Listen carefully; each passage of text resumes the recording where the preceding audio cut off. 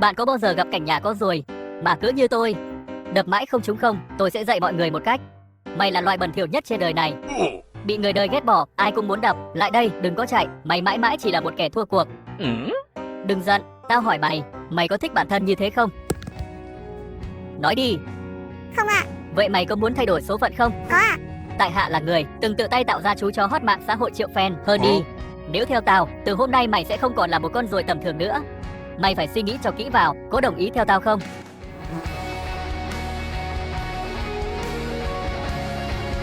Được rồi, tạm dừng nhạc, xem con ruồi này có thực sự bị thuần phục chưa nhé. Nào xuống đi. Bay lên, quay lại. Quay lại.